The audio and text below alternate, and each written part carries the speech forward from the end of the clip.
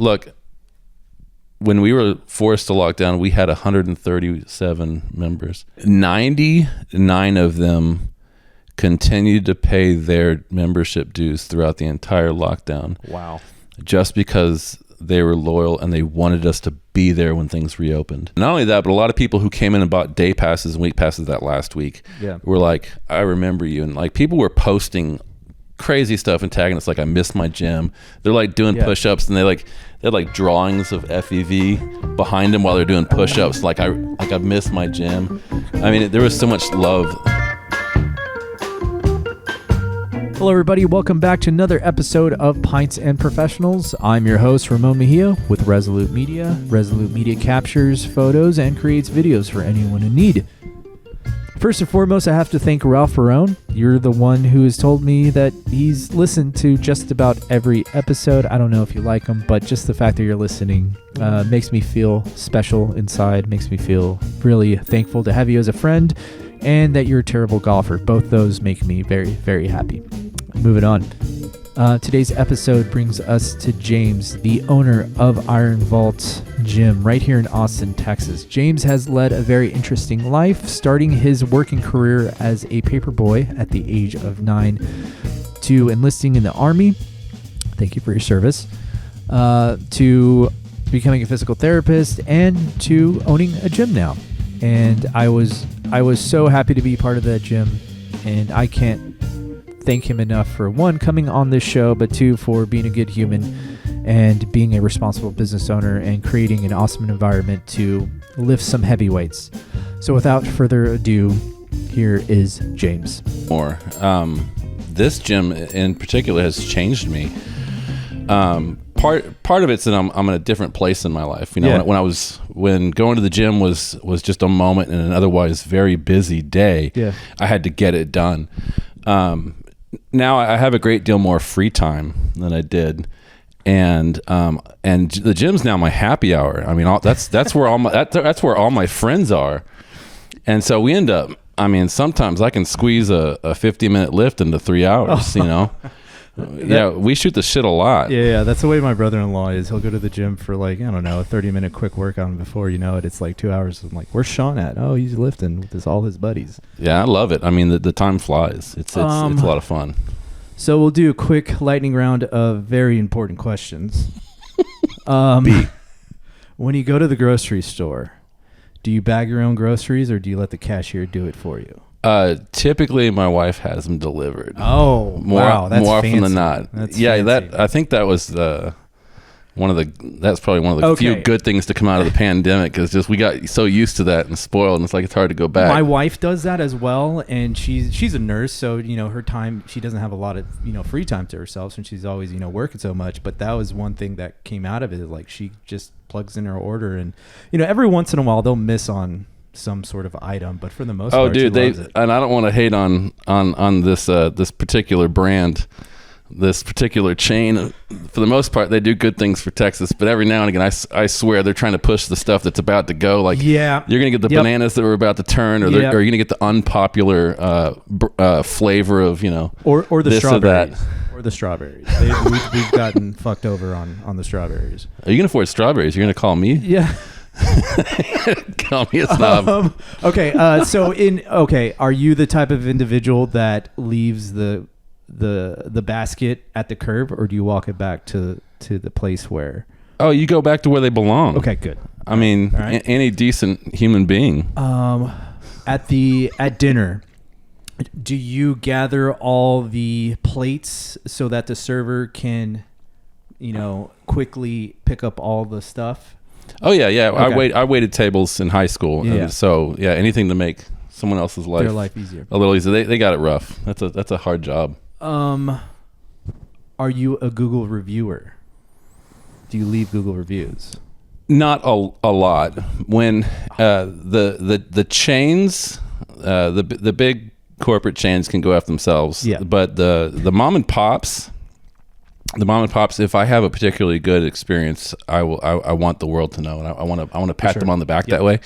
And not just that. I mean, by the time I've taken the time to write out the review, it takes no extra time to highlight it and copy it drop it on Google, go over to Yelp, paste, go to Facebook, paste. If I got something I want to say, I want them to be rewarded. So like, the little mom and pop stores that I dig. I want to say something nice. Yeah, I'm kind of in the same boat. If I have a bad experience at some location, I'll never go back. I won't leave a review.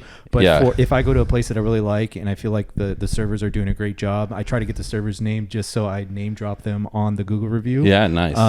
And I think that is more beneficial than spreading the bullshit hate on Google. Yeah, you'd have to do something really pretty awful to me to make me want. I would have tried every other avenue of making it right before I turn to something like that. I mean, and again, like if it's a huge, corporation, the fact is they probably already have 10,000 reviews. Like, there's no reason to toss my drop into that ocean. But I don't think that's really the best way to communicate that experience. No, it's not. Okay, I think we can be friends. I take back what I said about you being scary at the gym. Unapproachable. Unapproachable. What is your favorite part of the gym when it comes to working out? Is it leg day? Is it upper body, bis and tris? Because I absolutely hate leg day. I hate leg day, and I'm pretty convinced that anyone that says leg day is their favorite is lying or mentally unstable. The more, and I'll catch hate for this, but at least I'm genuine, right? That's what the more compound the movement, the more I dread it. Squats and deadlifts. When you're getting your upper 40s, it hurts. Okay, here's another litmus test. I do it. Yeah, but I'm not giddy about it. Sumo or deadlift or regular conventional? Sumo or conventional? Well, the fact that you need to name it something else means it's not a deadlift, right? Right? Yep. This is where our house is divided in regards to me and my wife. She is a sumo deadlifter. I think it's a fine lift. I think it's a great lift. But if you're talking about powerlifting, I don't think you should have two different lifts. I think it's cheating, in my opinion.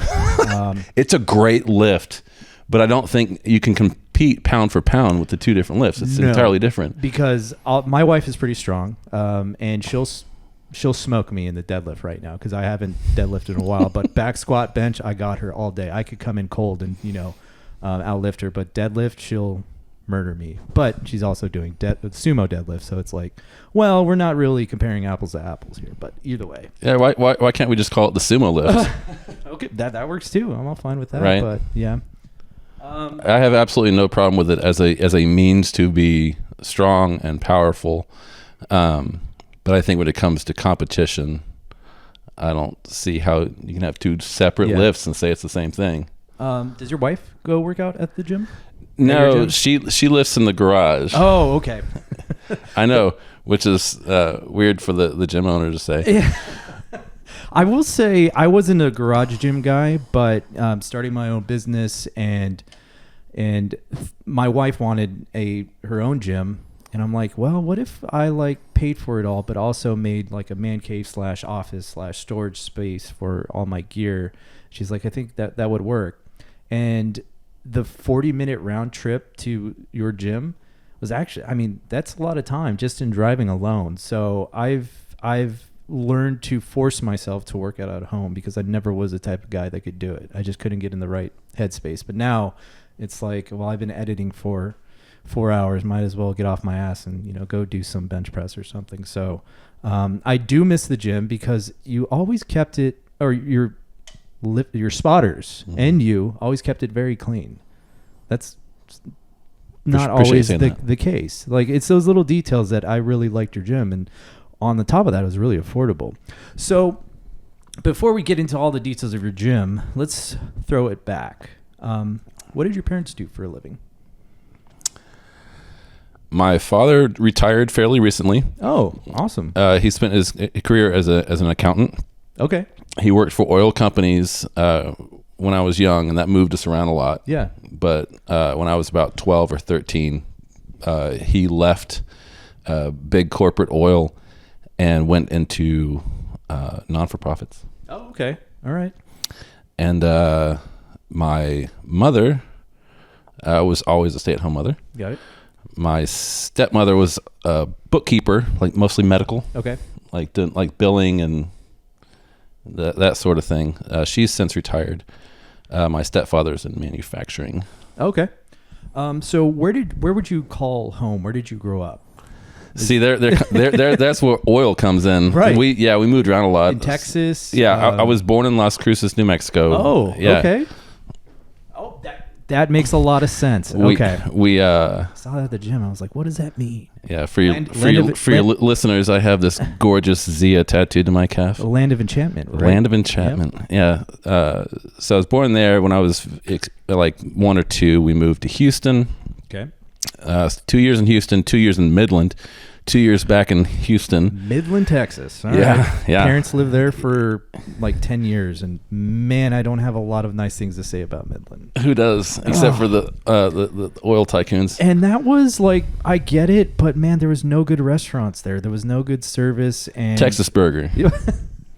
Yeah, pretty much. Texas Burger or Texas Roadhouse, Cracker Barrel. It's been so nice. long since. I think when I lived there, it was before like chains. Oh, okay. Like probably the only chain they probably had was like Dairy Queen back then. I don't even. They gotta have a Whataburger by now. But they'd have to. Anyway, sorry I interrupted. Midland. Where else? Back to Houston. 2 more years. Okay. And then summer between 1st and 2nd grade, we moved to Alaska. Yeah, a lot of oil in Alaska. Did you fly out there, or did you drive the moving truck? No. We're talking oil companies. Okay. They hooked it up. Yeah, they hooked it up big time. I mean, they wanted my dad on board so bad they flew him up several times. They flew him up so he could check it out, and they flew him and my mom up so they could check it out. They flew him up to go house hunting, and then they flew the whole family up and moved everything. And those oil companies, as much hate as easy to throw at them, boy, they took care of people. Yeah. Like when we moved to Midland, it was during a boom, and they moved us back during a bust. Oh, okay. And the house that my father had bought had depreciated significantly. I'm pretty sure the oil companies just paid them the difference. Yeah. I guess they're just used to that. It's the cost of doing business. Well, it just means he was a really good employee and did his job very well. I imagine so. Yeah. So where did you go to high school? I didn't. You what? Oh, okay. Were you private school, homeschooled? Yeah. So when I was 10, my parents separated. Okay. And they were divorced by the time I was 11 or 12, and they both remarried within like 2 or 3 years. Okay. And my mother and stepfather were extremely religious. Okay. And at one point, just decided they'd had enough with the public schools. And so I taught myself 8th through 12th grade for the most part. Okay. For the most part. But it was Neat. cool because it allowed me to work. What did you do for work? I worked in a little family-owned restaurant. Okay. For a lot of high school, and then worked for a painting contractor, like 17, 18. So at a very early age, you understood the temperament of customers, wouldn't you say? Absolutely. Yeah. My brother started delivering newspapers in Eagle River, Alaska when I was 9, and he's very introverted. And back then you had once a month you had to collect. Okay. You had to go knock on the people's doors, and they would pay you in cash or a check, and you gave them a little receipt. And he was too shy to do it, so I would collect, and then I ended up helping throw the papers. So 9, I was delivering papers at 4 a.m. in Eagle River, Alaska. Mm-hmm. So sometimes -30, and that's every day, man. Monday through Monday, just 365 days. If you had to go on vacation, like you had to find a friend and show them how to throw your route. Yeah. Throwing newspapers, it's a shame that's not a thing anymore. That was hardcore for teaching kids work ethic. Well, hell yeah, it was. My dad had a paper boy that would always deliver the Press Enterprise. This is out in California. He would always deliver it late, and so by the time he had to leave for work, it wasn't there. So anytime the paper boy came to collect, my dad never answered the door. He was like, I'm going to make him wait for like 2 more weeks until he straightens his shit out. He never did. I think he only did it, like the paperboy only did it for like a month, but that was a great story of my dad. Well, this is what you had to do before Google reviews. Yeah, exactly. So and when I turned 10, I was old enough to have my own route. So the same district manager we had set me up with, I picked up where my brother's route left off, and we just threw those 2 routes together. Where did this work ethic come from? Where did this idea that I need to work come from? We didn't have an allowance. Oh, okay. Oh, shit. Okay. Right So on. my brother and I wanted money. Yeah. And so we learned to work for it. Okay. We were throwing newspapers. We would shovel snow in the winter, and we'd cut grass in the summer. I don't know about you, but I'm not a fan of snow. I live in Texas for a reason, and those 2 inches that we got last week, whoo, is apocalyptic. Well, it's apocalyptic where there's no infrastructure. Yeah, that's true. You know? Yeah, I don't like snow. It sucks. Okay, so what was the first, well, that would be the first W-9 that you got. Let's say around 18, 19, where were you? What were you doing? Let me see. The summer of 17, I already had I already took the ASVAB and my physical for the military, so that as soon as I turned 18, I was ready to enlist. How did you do that without the help of a school district? Did you go to like a place to do it, or you just go to the recruiter? Really? Yeah. Okay. Is it still required for people to take the ASVAB?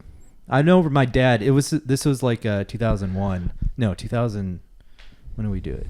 Anyways, we went to 9/11 happened, and then I think it was like 2004 is when we had to take the ASVAB. And my dad, he got drafted by the Army, and my dad was like, "Ramon, you fail that thing. You fail that. I don't want you going to Iraq. I don't want you going over there." I'm like, okay, fine. I didn't need any help in failing it. I wasn't. No. The better score you get, the better job you can get. Oh, okay. That Sure. If you get a pretty, there are actually MOSs that jobs in the military that require high IQ. Well, like believe it or not, I was infantry, and there's a cutoff where you can be actually too dumb to be a grunt. But there's not many IQ MOSs points. that if you fail that you can take. So it's my understanding that you can be a cook. Yeah. If you score too low for infantry. Okay. So what was the influence of wanting to join the military? It was just something I was always into. Okay. Just as kids. Yeah. It's funny too because my mom was quite the pacifist, and like she wouldn't let us have toy guns. Oh man. But then she said that everything we found we turned into guns. So like the stick or Legos or Lincoln Logs, whatever it was, became a gun. So she finally said, may as well let them have. Sure. And I don't know. It was just an interest. It was probably movies, right? Yeah. Platoon was big in my family. Love that movie. Which is but it's funny that like that was not meant to glorify war. It was to show exactly how shitty it is. It inspired a lot of my wardrobe. I mean, I remember seeing that movie at a young age. I'm like, Dad, can we go to like the Army surplus store so I could get some fatigues and get the hat? And he was like, yeah, let's do it. So my dad actually he loves telling this story where he was going to New Mexico State University, and they drew their draft order? The draft numbers, and his draft number was extremely low. It was guaranteed. Oh. So he loves telling the story where he was standing on this street on the campus there, and there was Air Force ROTC on one side and Army on the other, and he flipped a coin. The flip went Army, so he signed up for Army ROTC because they wouldn't draft a potential officer. Wow. So he finished ROTC and then served for 2 years as a finance officer. Oh, okay. All right. Do you remember what year that was? I know he was active duty when my brother was born in 75. Okay. So he probably went. Oh, and I distinctly remember that he graduated in 74. Okay. So 74, 70 through like 76 is when he served. They were still doing the draft that late. That's interesting. Yeah. My dad got drafted 3 days after Kennedy got assassinated. 63? I believe so. Yeah. They were drafting in 63? I think so. No. I think Kennedy got. Well, hold on.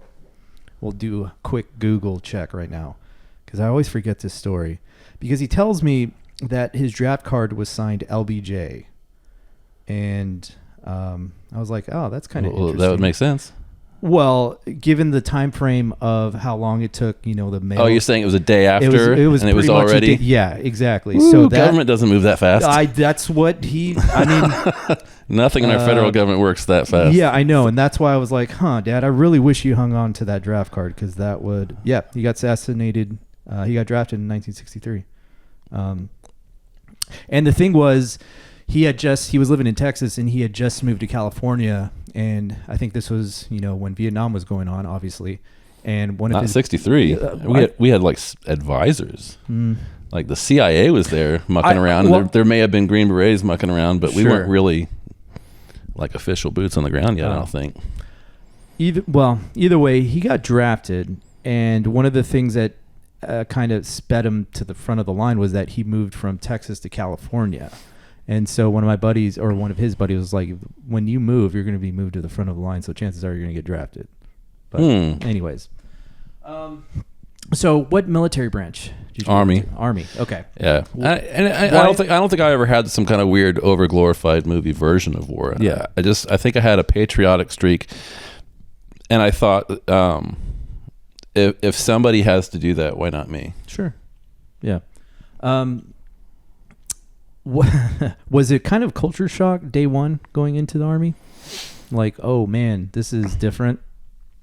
Absolutely. I mean, the language is different, right? Right. But I think other things were so shocking about it that that wasn't the first thing you notice, right? The lingo and the rank and the fact that you're forcing together people from all over the country, which is super cool when you think about it. You got guys from Alaska, Hawaii, and Puerto Rico, and the Virgin Islands, and Boston, Chicago, New York. But if we're being honest, it is primarily Southern Hicks, if we can use the word hick. I think we can. They all embraced it. That hasn't been banned yet. Yeah, they all embraced it. They would call themselves Hicks, but that's what it was primarily. But you get little sprinklings of culture. Others. Yeah. So were you already kind of disciplined? I would say so, right? Disciplined in a sense, like you kind of knew how to bathe and all that stuff. Because I hear stories like people didn't know how to like shower. Yeah, I mean, I came from a huge family that would have been dysfunctional if we didn't have to grow up pretty fast. Yeah. So, I already mentioned I have step parents, and when my parents divorced, well, I mean, my biological parents already had 4 kids. My mother remarried a guy who already had 3. They had one and adopted one together. And so the kids did most of the stuff around the house. Okay. We rotated the chores. Yeah. And so it wasn't just like the ability to do my laundry. I could do a laundry for 11 people for a week until it was, my turn to switch to something else. Sure. So I think, and there were some problem children who really demanded a lot of my parents' attention. And so those of us who conducted ourselves otherwise kind of learned how to fend for ourselves. Okay. They were pretty well tied up. So, I feel like I was an adult around 14. Sure. You grew up pretty quick. What was the hardest part about basic training? Is it the mile run? Because I hate running. No. Or whatever the distance was. I mean, I grew up an athlete, and so like I liked that stuff. Football, baseball, basketball? Baseball, hockey. Oh, hockey? Yeah. Well, remember we were in Alaska for almost 6 years. That's right. Okay. It is. They have ice up there. Okay. And in Alaska, they treat hockey the way Texas does with football. It's huge. Okay. It is massive. Plus, there's nothing else going on up there.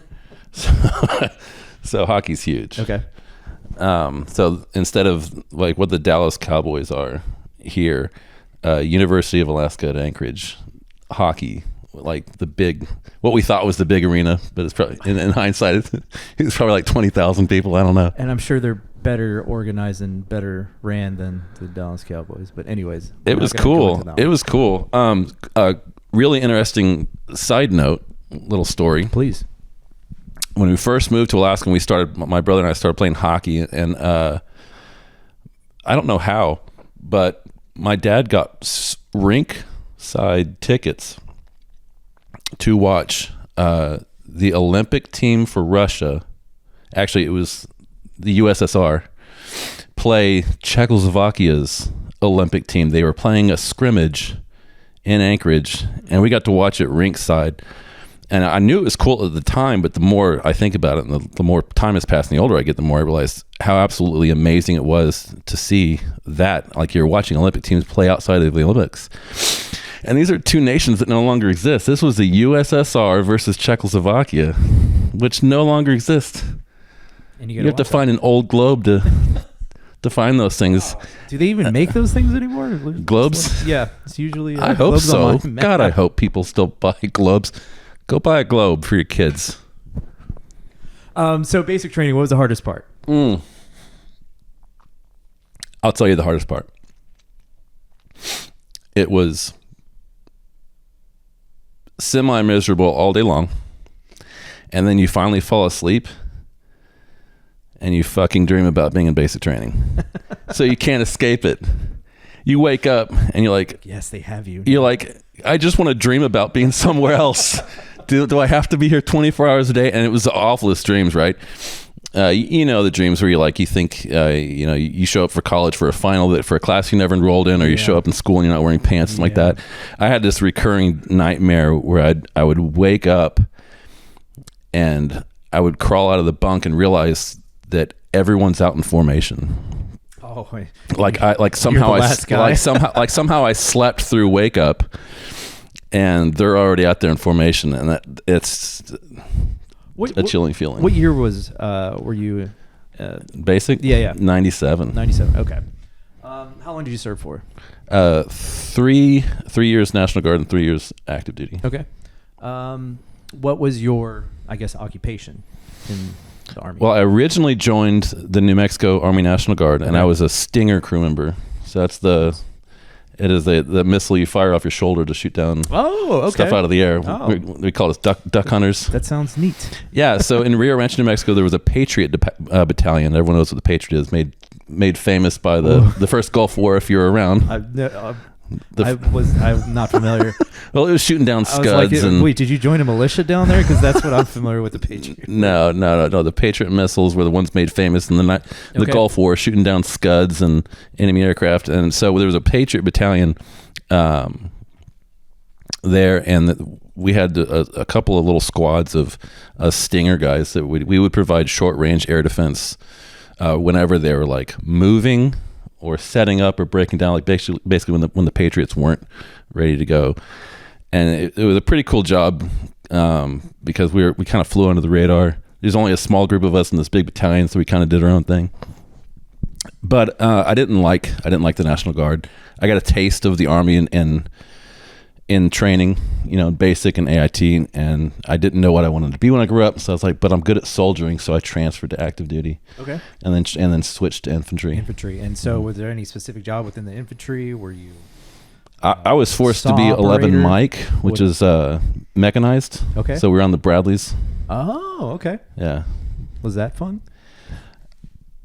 It had its. I tell anyone who asks what my military experience was like, and I always say it was like 5% of it was the coolest shit you'll ever do in your life, and 95 of it's the worst shit you'll ever do in your entire life. But that's a great experience for a young man or a young adult, because life after that is easy. I would imagine so, especially sharing, common areas with people, with strangers. And did you kind of have to force yourself to get along with everybody? I'm easy to get along with. For the most part, I'm easy to get along with. So what year did you honorably discharge? The spring of 2001. Oh shit! Wow. Yeah. I didn't know we were about to start a 20-year war, the 20-year two-theater war. I didn't know. You missed that boat, man. Okay. What did you do after you got out? I started going to college. Okay. What did you go to college for? Where and what did you go to college for? I started at the community college there in Killeen because I spent my active duty time at Fort Hood. Okay. Now Fort Cavazos. I have no idea. I thought it was always. I haven't heard this name change. Yeah. I know we're changing the Gulf. Yeah, it was named Mexico. It was named after General Hood, who fought for the Confederacy. Ah, damn. Yeah. So they got renamed. I think it's Cavazos now. What did he do? Nobody knows. Okay. Well, nobody knows. All right. Hey, I thought we still called her. I would have heard that on the news somewhere, but I guess I just haven't been paying attention. Anyways, all right. Well, nobody died, so it wasn't on the news. Yeah, it's very true. If it bleeds, it leads. What did you go to college for? Let me guess. Accounting. No. Damn. I became a physical therapist, so I did a year at the community college and then transferred to Texas State. Oh, eat them up. Yeah, it was then Southwest Texas State. Yeah, okay. Yeah, it changed my junior year. 2006. Three. Okay. 3. Way off. All right. 2003, I think, if I remember right. 2003, 2004. One of those. It was really funny. The university itself wanted to make that change. Yeah. But they're like, what's holding us back is the bean counters say it's going to cost like $400,000 just to change all the signage and all the logos and all the paperwork and all that stuff. And the lore, I can't confirm this, but the lore was some alum said, "Oh, that's all that's holding you back," and cut them a check for $400,000. And my immediate question was, what did that person study? Right. What was his or her major? We'll go out, we'll go rent a boat or whatever, and we'll go out on Lake Travis. I'm like, what do these people do? And is it too late for me to do it? Because damn. Yeah, that alum was not a physical therapist, I promise. I also went to Texas State. Treff's Tavern. Was Treff's Tavern there for you? Yeah. Oh, I remember back when it was originally just the Tavern. The Tavern. But there was some legal dispute with someone, and they had to change it to Treff's Tavern. Man, those $2 you call it on Tuesdays. I lived like a king for $20. I lived stupendously close to there. I lived as an undergrad for 3 years. I lived at the Treehouse. I'm familiar with the Treehouse. It's right. Yep. Right there. Yeah. Okay. Yeah, and then graduate school, I was up near where the old water tower. Okay. Off of Coors, if you know where that is. No, it's kind of, I don't know where that is. But then I also lived with a friend briefly after, right around grad school, was wrapping up. I was staying at the Windmill Apartments. You know where those are? No. So if you're the tavern, that's named after some nut like walnut or something like that. Okay. If you head up that little side street. Yeah. And there's actually a windmill and there's townhomes named after this silly little. It is in staggering distance. Okay. It is in crawling distance of the tavern. If you get what I'm saying. And then I forget the restaurant that served margaritas right across from Truss. I freaking it. Yeah, they had once a week. They had 99-cent margaritas. Oh boy, they had a limit, right? They must have had a limit. I don't think they did, but wild times. And I remember when I first got there, we got some of those margaritas, and we're like, we're going to be here all the time, and we never went again. What was that place called? I can't think of it. I remember there's a really pretty waitress there, and I asked for her phone number, and she said no, and then I never went back. Damn it. All right. All those margaritas I could have sold. I know. Did you get a sick Bobcat tat? No. That was the first thing I did after my last final at Old Main. I just walked down to, there's a tattoo shop now, or I don't know if it's still there, but it's right behind Treff's called Bubba's Family Tattoo. And I was like, let me get a Bobcat. And a couple years later, I was like, that's not a good idea. Let me go ahead and remove it. So I'm going through that process right now. It was a stupid thing. So went to school for physical therapy. Yeah. What'd you do after that? I was a physical therapist. Okay. Well, I mean, I still am. You still are? Okay. I still am. I graduated in 97. Okay. I'm sorry, 2007. I went to work, and I don't know where you want that to go. I'll lead you. But I am still a licensed physical therapist, and I still do practice. So you're running a gym, and you're also running your practice. It'd be generous to say I'm running my practice. So I started working for a company in January of 2008, and like the month after they hired me, they're like, "Oh, by the way, you're a clinic director now," and I rolled with it. What does a clinic director do? Well, you're responsible. Direct the clinic? Yeah, you're the manager. You're responsible for everything that happens in that clinic. Does that suck? It does eventually. you know, when you're young and and ambitious, you think it's cool. You're like, I'm in charge. Yeah. But the challenges of, you know, the hiring, firing, mentoring, growing, being responsible for everything, depending on the type of person you are, you know, I became a physical therapist to be a healer. Yeah. And you turn quickly into a business person, and at some point you can start to lose sight of the things that matter. I really enjoyed patient care, and I really enjoyed, you know, my teammates, my staff. You know how you solve that problem? You don't hire anybody.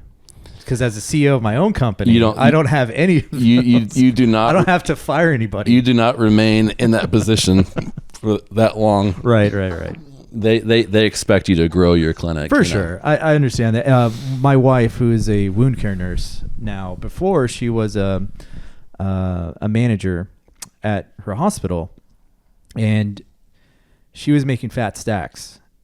And then she was like, I don't care about the money anymore because I'm just dealing with people's other bullshit. Like, I'm babysitting right now, and that's not what I'm here to do. I'm here to help people, and I don't want to babysit these employees anymore. Yeah, jobs that pay really well, it's kind of a red flag. There's a reason they throw money at you. Yeah. You always ask yourself why. Like I distinctly remember before I finally joined the company in 2008 that I was really gunning for. You know, I had this like from May of 2007 to January of 2008 where I had to just like fend for myself. I did contract work.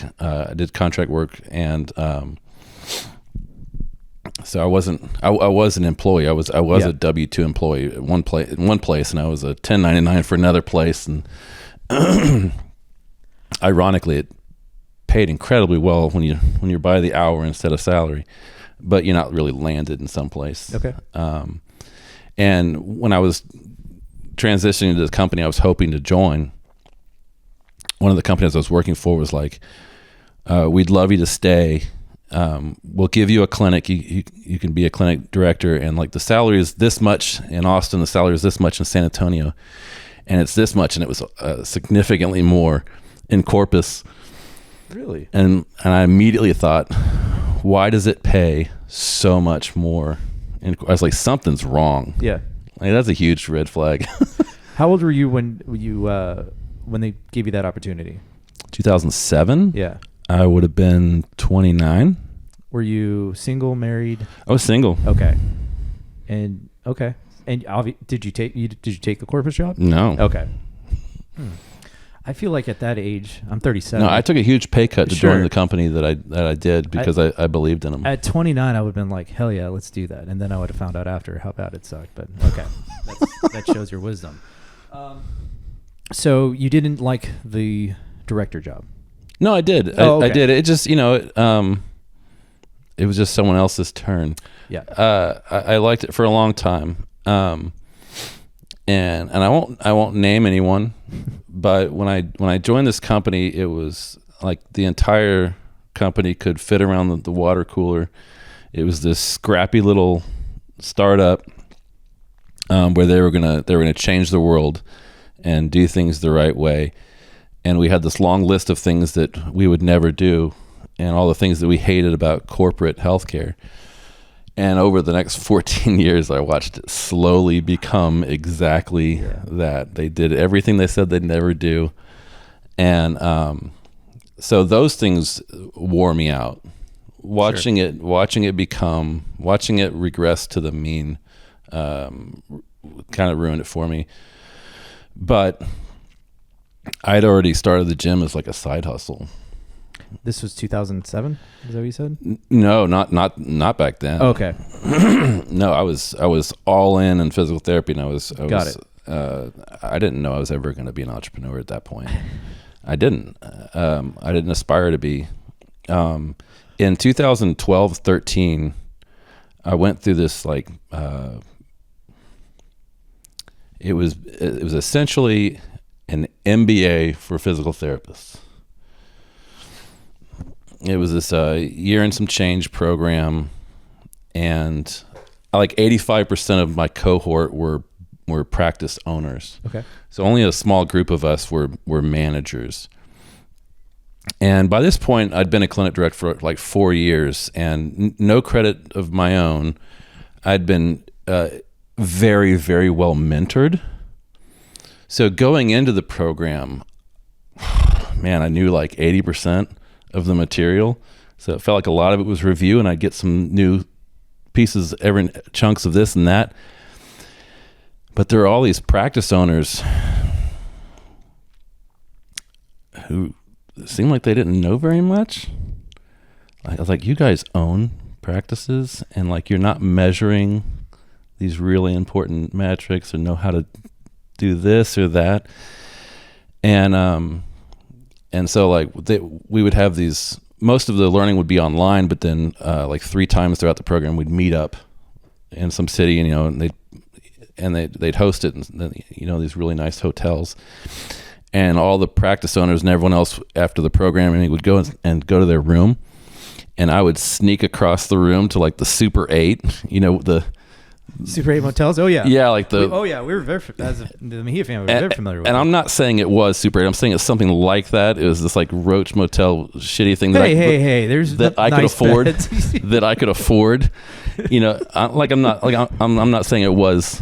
It could have been. It may have had an 8 in its name. It may have had a 6 in its name. Yeah. But you know what I'm saying. Yeah. It was not where everyone else was staying. I would sneak across there to sleep in the bed that I could afford, because I didn't own a practice. And I was like, well, these guys and gals, they hardly know what they're doing, but they're killing it. I could see all their Beamers and Mercedes parked in the parking lot. And I was like, man, it's good to be an owner. Yeah. It can be. Yeah. Well, ever since we went through and we learned all this stuff, and it made me really hungry to own my own thing. Yeah. But not in physical therapy. Healthcare is the second most highly regulated industry in the U.S. And it also seems pretty profitable for the higher ups. It really depends on what you're doing. It depends on what you're doing. Sure, for sure. Yeah. Yeah, hospitals are slang. Insurance companies are slang. Certain specialties of physician are slang. Those healthcare CEOs got to watch out now. Surprised it took this long. I know. It really is. Not for the comment. I'm no, surprised. I know. I'm surprised that took this long. Yeah. So when did the idea of owning a gym kind of get into your brain? That's embarrassing, man. After that program, I'll explain why. Please. So after that program, I was dying to own my own thing. Please keep going. But I couldn't be creative in healthcare. I couldn't be creative in physical therapy because there's just too many restraints. And I knew I wanted to do something different, right? Somewhere where I could be me and I could have my personality and I could be creative, and I'm not going to say disruptive or use those. You don't want to be a disruptor? Worn out nerd words. Yeah. And I wasn't looking to be disruptive. I was looking to be creative and do something different. Okay. And so every time I drive by someplace that had commercial real estate for lease sign, I was like, what could I put in there? But I knew it was something I wanted to be really interested in and passionate about. And it wasn't until 2018. Yeah, it took me 5 years to really? Figure out that I wanted that I was going to land on a gym. Before you opened, or before you had that idea, where were you working out at? Were you working out? Oh yeah. Okay. Yeah, no, I've been working out since I was gym 18. Were you working out at? It starts with a G. Oh. It was close to where I worked. So it was convenient. Yeah. Yeah. And Now, before I moved, I ran a clinic in San Marcos for a year, and I was going to SMAC. oh, Do you know okay. SMAC? The San Marcos Athletic Club. It's right off the square, man. I don't remember seeing it. It is beautiful. It's grungy and dusty and smelly and rusted, and it's awesome. It has a lot of authenticity there. It's authentic. They claims to be the oldest gym in Texas. Really? Yeah. Okay. You can just drop $2 at the desk, like literally, or just drop 8 quarters on the desk, and What you can work kind out of for the money day. laundering scheme do they got going on to keep the lights on there? Jesus. They must have owned that land since the Okay. 70s or something. Like, Okay. or it's like the passion project. Like the owner doesn't care about making money. I don't know. I don't know. So, at this corporate Globo gym that you don't want to even mention the name, which I madly respect, what did you not like about this Globo type environment? I owe them. A bit of gratitude. They, if I was truly satisfied there, I wouldn't own my own gym. One day I was deadlifting in my socks, and one of the employees said I couldn't deadlift without wearing shoes, and I think that was like one of the last straws. Like, I thought this was America. I do whatever I want. No, I mean within reason. But If I want a bicep curl in the squat rack, damn it, I'll do it. Well, they only had one rack. Oh, So there was always this explains a lot there were about always your there were gym always now. things that there were always things that and I remember going to lift at like a Friday night, and I was like, it's Friday night. What reasonable people are out having a life. They're not going to the gym to lift. They're going to the other bar. And so I was like, all the equipment I want will be available. And I get there, and of course the equipment that I want isn't available because I want the free weights, and that's where all the hardcores go. So the ocean of stupid machines aren't being used. There's no one in spin class or silver sneakers or, it's empty Pilates. except for but someone's on the squat rack, naturally. Right. And, so when I finally got the idea that I wanted my business to be a gym, I was like, oh dude, that's like, there's like almost no regulation around that, like virtually none. I can be really, really creative, and I can do whatever I want. Yeah. And by this point, I mean, I'd lifted in commercial gyms, the Globos and some indies, at a community college, at a university, and army gyms, even deployed army gyms. So I'd had all these different experiences, and I started to draw on it. I started to think, just making a list, like, what did I hate about all those gyms? Yeah. What did I love about all those gyms? What did I not love or hate because it didn't exist? Like, what was missing? Like, what had they not thought of? And the more I thought about it, it's like, none of these places have been designed by someone who actually lifts. Am I right? Yep. Nope. Yep. And so there's all these things where and being an outsider, meaning I've never worked in that industry, in the fitness industry, unless you consider physical therapy. I would say so. Yeah, it's adjacent, but it's more healthcare really than fitness. Look at it this way: no healthy person lacking pathology ever came looking for me as a physical therapist. There was always something wrong to fix, and when they were fixed, they left. Yeah. So I didn't, I wasn't training them after they were fixed. Right. So in that way, I would say it was healthcare and not fitness. Okay. So having been a lifelong fitness consumer, but never working in that industry at all, was actually an advantage because I had a fresh perspective. I wasn't stuck in the way that things are done because they've always been done that way. When you were in the process of opening up the gym, did you do any market research about what other gyms were doing or other non-Globo gyms were doing? I mean, I'd already had all this experience in all these different gyms, Sure. and so I did a lot of brainstorming around what would I want mine to look like. Now, did you have to create a business plan? Did you have Oh, absolutely. Okay. Absolutely. And I mean, even with, and I had experience writing business plans. That was part of this program I went through, and I practiced it in the company I'd worked for, and I'd help open other locations and other clinics. and I really had a very rock solid, very well thought out business plan. Pardon me. And my father, the CPA of 80 years, I had him look it over. Yeah. And he said it was solid. He helped make a couple of tweaks in the accounting on the numbers. And so by the time it passed his muster, I knew it was really good. Can you take a little? I'm always interested about numbers itself. What were some of the things that you were factoring in or accounting for? Like, was it the lease space? Ideally, everything. Okay. Yeah. Cost of equipment. Yeah. All that stuff. Okay. Yeah, and well, not just that, but how are you buying it outright? Are you leasing stuff? How much does it cost to lease? Yeah. So I personally, I bought everything that's just like heavy metal. If it had moving parts, I did lease to own. So smart. Yeah, so the cardio equipment and all the pulleys, if it had moving parts, I didn't want to buy it at the beginning. At least that way, while I'm renting it, it was like if it broke down, they were responsible for fixing it. That's smart. And then of course at the end, they're like, okay, well, it's been 3 years of the lease. You can either continue to pay us this amount of money and we'll swap all your equipment out with brand new stuff, or for $1 you can own it all. I was like, here's $1.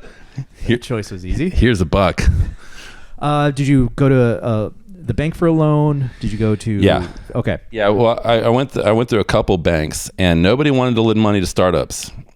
This is 2018, and they didn't want to make here in Austin. Yeah, in Austin, okay. with somebody with a doctorate degree who's been in an adjacent field for over 10 years, and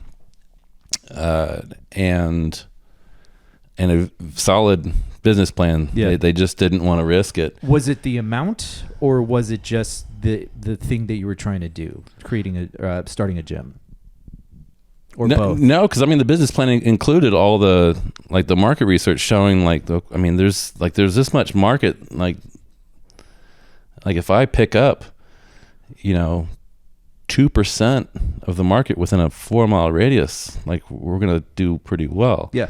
I mean, you'd think that doesn't sound very risky. No. If someone who understands those numbers, it's just I didn't have a history of owning or starting businesses, and I don't know, maybe there was something about the climate at the time in 2018 where they were just very risk averse, and but finally I found there's I will freely name this organization. Please.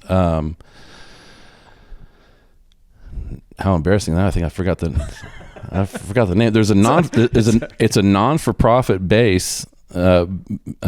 a non-for-profit bank based here in Austin that will help new entrepreneurs who have been turned down by the big banks. It's not UFCU, is it? No. Okay. It wasn't a credit union. They help startups. Man, this is embarrassing. I'm sorry, you guys. Right. I'll look it up and we'll edit it in. Yeah, well, you'll throw it in the comments whenever. Right here. Yeah. just edit that over in your voice. That'll be awesome. It was Wells Fargo. No, I'm kidding. Yeah. And they were phenomenal. They were absolutely phenomenal because they're non-for-profit and they just want to see you succeed. Yeah.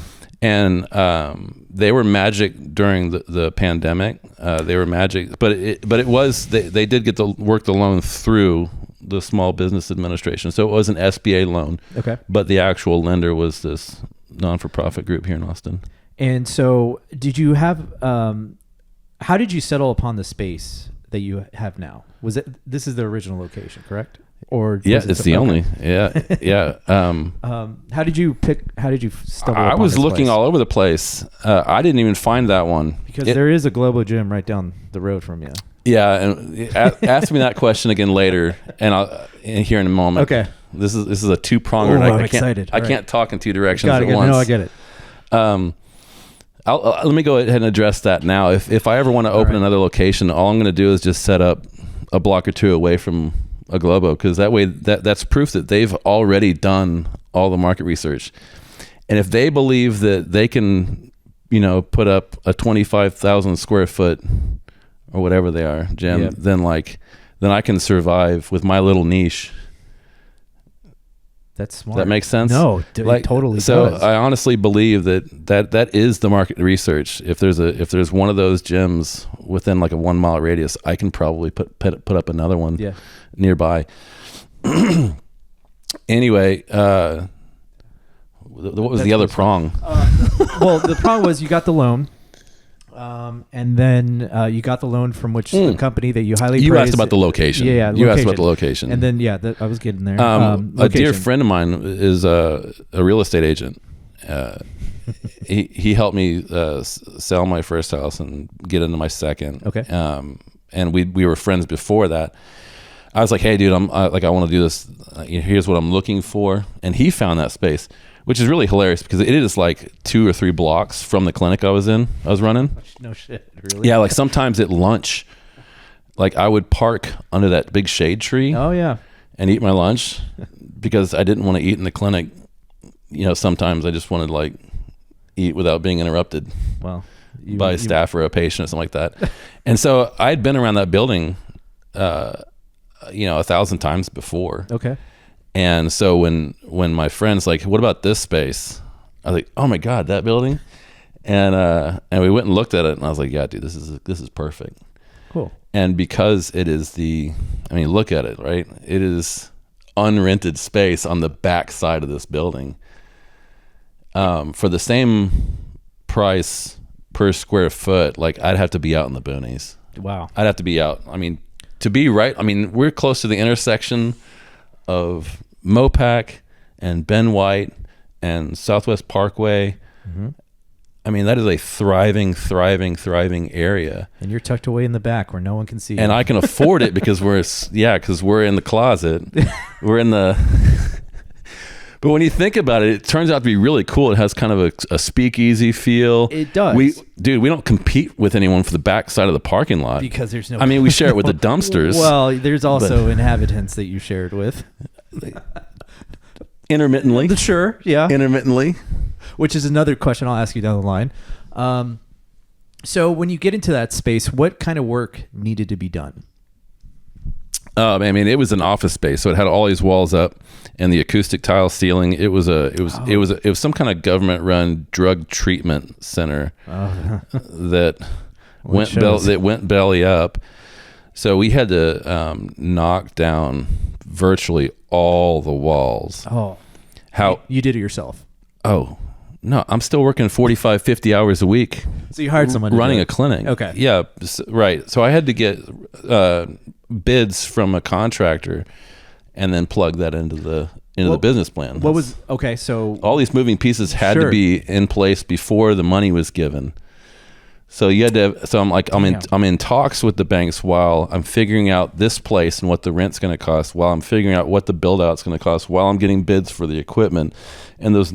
Every time the numbers update, the business plan changes. Sure. So it's not till kind of things are nailed down that there's this like critical moment where it needs to either happen or not. And then on top of that, you have to deal with communicating with contractors. And in my experience, they're not so well educated in communication. They just don't. Sometimes they don't respond. They're late in their response. And sometimes they just don't show up to when they're trying to give you, an estimate of the job. So how did you manage that aspect of communicating with those contractors? I already had a relationship with this contractor because he had helped me build some clinics. Oh, okay. All right. So it was reputable. I knew and had a relationship with this guy who'd helped us build at least one clinic. I dealt with him before, and maybe in 2018, late 2018, early 2019, maybe there just wasn't as much contracting work because they were very responsive. Okay, I think they were like, "Thank you for this job, and we're gonna try to do a good job for you." So, was there any stress in this, and how did you manage it? Of course, there's stress. If this doesn't work out, I'm bankrupt. My family's bankrupt. And did you already have a family at this time? Yeah. How many kids? One. Okay. So still married, still have one kid. What did your wife think when you were wanting to, achieve this dream? In the planning phase, she was all in. Yeah. She was very gung-ho. She's also a very ambitious person. Okay. And she believed in me the whole time and thought it was a great idea. It wasn't until we actually opened our doors, and until you break even, it's just a money suck, right? It's just a vortex, like a black hole for money. And everything that could go wrong almost did. It's like there's never enough time and there's never enough money. Like, yeah. Yeah, I mean, the build out went over budget because they decided at the last minute that it needed another AC unit. Which I, as a client of yours, I really appreciated that aspect of the gym, that you had AC. And I wasn't going to work out in the hot. Okay, so you're over budget. And then the landlord was like, we finally opened, and part of your lease is tenant improvement allowance, a TI money, TI allowance, TIA. And that's all negotiated in the lease. But I guess I hadn't realized that in the lease it actually said that they could either pay it all up front, or they could give it to me in rent credit. Okay. And I was expecting, a big 5-figure check to land, and I was counting on that money to be operations in the beginning, when you first open, it's not making any money, but all the bills are there. All the bills are there. Yeah, I mean, they're due. And when they're like, we're just going to give you rent credit, I was like, I got to pay people. And they're like, you don't have to pay the rent. I'm like, what? I have to keep lights. I have to keep the lights on and pay my people. And I mean, it was panic. Every time I ran payroll, dude, like I'd miss sleep, and it was just like, where's it coming from? Where's it coming from? What was it like dealing with the city of Austin and getting permits and all that stuff? Like I said, everything that could go wrong did. Now that's not entirely true. Every time something went wrong, it just seemed like the universe really wanted to make it happen. So something would also go right. Okay. Miraculously. Good. Yeah. And the city of Austin, I don't know if this contractor like paid him or what. Like, they did the first walkthrough, and they're like, fix this, and this, and we did, and it was done. Like, it was really? The process was like nothing like I'd heard all the nightmares, and same. Yeah. And we'd had some of those nightmares opening PT clinics. Okay. Where some angry inspector, whose wife's iced him out for 30 years, just like shows up and he sees like one thing wrong and says, okay, fix that, and then leaves, and then he come back, that's fixed, and then he finds the next thing. Yeah. It's like, dude, point out everything. Let's be efficient here. I know you're the government, but come on. You're upholding commerce. Yeah. I want to give you society. I want to give you taxes. I want to give you money, and this doesn't work if you can't help me out here. Yeah. So what do you remember the date it was doors open? Yeah, 25 March 2019. Okay. So a couple months we'll be celebrating that anniversary. How did you get members? How did you get the word out to get members? Well, that was funny, man, because in the very beginning I didn't have money to advertise. Sure. Right? Because that TI allowance, that tenant improvement, I was going to spend a lot of that on advertising. Marketing, yeah. So, man, I followed people who were posting in all the global gyms, and I just liked what they were doing. As the Iron Ball account.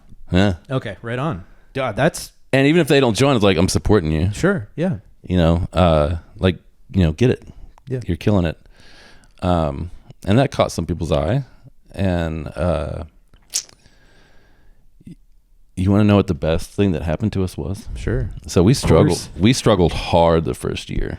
Hard. It was growing slower than my projections. Day one, how many members did you have? Oh, 0 day one. So you open the doors and it's just you deadlifting by yourself? Well, all these things were going on, and I couldn't promise an opening date. Yeah. And I'm not the kind of person to say, like, it's going to be this date projected now. Right. or maybe I did. Like, we have to go back into the archives and see what I was posting about. But I didn't want to say like, I was posting updates. You know, I was posting pictures and videos of the construction and like, this is coming. Right. But like, I wasn't paying for ads. I hadn't even figured out yet how to set up ads in Google or Yelp or,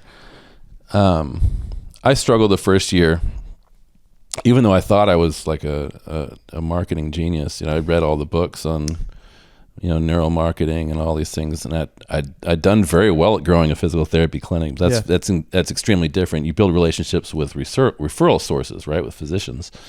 That's incredibly different than this. The best thing that ever happened to us, like, we were struggling the first year, and then if you remember at the very beginning of the pandemic, all the big corporate gyms closed voluntarily, and there was about a week between when they all closed voluntarily and when we were forced to close. And brother, for that week, I was the only dealer in town who had crack. Everyone found us that week. Yeah. And it was truly a speakeasy at that point. No, it was legal. No, it was legal.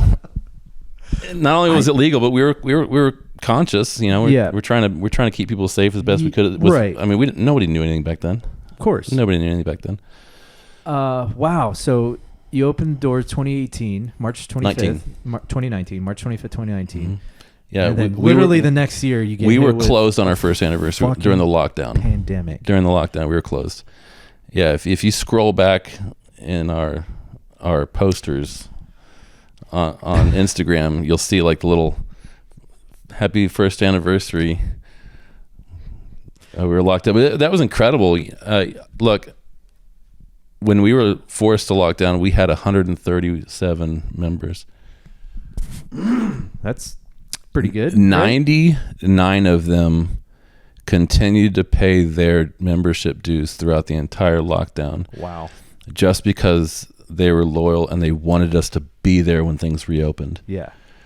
So, yeah, run the percentage. It's like, what, 70 something, 80% of people just stayed on. And not only that, but a lot of people who came in and bought day passes and week passes that last week were like, I remember you. And like, people were posting crazy stuff and tagging us like, I missed my gym. They're like doing push-ups, and they had like drawings of FEV behind them while they're doing push-ups. Like I missed my gym. I mean, there was so much love. I almost, it's weird, but I almost have nothing but good memories during the pandemic. Like, it was scary. Like, so many things went well. Yeah. And that's kind of like the beautiful thing about this podcast is we get to hear stories like that, because I would have never known that. We were working out at a CrossFit gym, and I don't remember how long it was shut down for, or like we couldn't go back. How long were we like completely? It was about 2 months. 2 months. When the governor's like, hell no. Yeah. And then I know they started implementing like the 6 feet thing. So our gym like created 6 feet, workout box. What were some of the things that you had to do to open back up and be compliant? If you remember, they were doing like, okay, you can open at 25% capacity. And I took that to mean 25% of our capacity by fire code. Oh. And I always thought our fire marshal was really generous. They're like, you can only have this many people in this building. I was like, dude, there's no way you get this many people in a gym. Like in a dance club situation, you get that many bodies in here, but we can't all be lifting. Right. Yeah, It's going to be elbow to elbow in here. And so I was like, 25% of that, like, that's doable. Yeah. Right. And so, dude, like I don't even want to talk about like the masks and all the sanitation, and it's tough. That part wasn't fun. Yeah, it's tough to get people to re-rack their damn weights. I can't fathom a gym trying to say, all right, keep your mask on throughout the duration of your workout just so we can, not get closed down. I don't know how you had the mental fortitude to deal with that. And on top of like dealing with the pandemic. What was my other option? That's if my business failed, I would have to declare bankruptcy. Right. Yeah. So you ate it. You ate the big shit burger with a grin on your face. You know what you do in a close ambush? What? You fight through it. Okay. How much of your military experience did you rely on during the pandemic? Obviously, there's a problem, and you had to find a solution. I'd say that it helped. Yeah. I mean, my endurance for bullshit was like ultra marathoner, right? Right. Yeah. So challenges and just, dumb hoops. I mean, between 6 years in the Army and 6 years at the university, like you just jump through the hoops you have to do, man. Right. Now, it's not that simple during the pandemic, right? Because, I work in healthcare and I have a family and I have concerns about, what is in people's best interests. Like, I can't just shutter my business. Like, it would end my family financially. However, like, what's the other option? Well, the other option doesn't seem so nice. How do you navigate all this? And so I was completely compliant. I was closed when I had to be. I reopened when I was allowed to, and I followed all their stupid rules. And, even now saying that they're stupid, in hindsight, you can call them stupid. We didn't know. Right? Yeah. Oh, yeah. There was a new virus that no one was certain where it came from, and we were told it was killing all these people. Yeah. And so we were as fearful as anyone. Yeah. And if anyone's like, I was never scared, bullshit. Shut the fuck up. We're all scared. Yeah, nobody knew. And we handled it the best we thought we could. I will say, I keep saying we like I'm more than one. Well, no, because we all went through it. My wife is, Yeah. a wound care nurse, and she was a wound care nurse at the time. And I was shitting a brick. I was like, oh my God, we're going to die. Like, you work at the hospital. You're for sure going to get it. Then I'm going to get it. And then somehow my parents are going to get it. Yeah. We're all going to die. And my wife being and I say this out of love, being the psychopath that she is, she goes, Ramon, we're going to be fine. And then she continued to put on the movie Outbreak. Nice. And I'm like, what are you doing to me Nice. right now? Like, this is not what I need. She's like, Ramon, you'll be fine. You don't work in the hospital. I'll wash my hands like I normally do. You'll be fine. Don't worry. And it's totally different this time. It's not a monkey. It's a bat. Right. It's totally different. Right. Totally different. And don't you know Dustin Hoffman's out there going to save all of us? He totally is.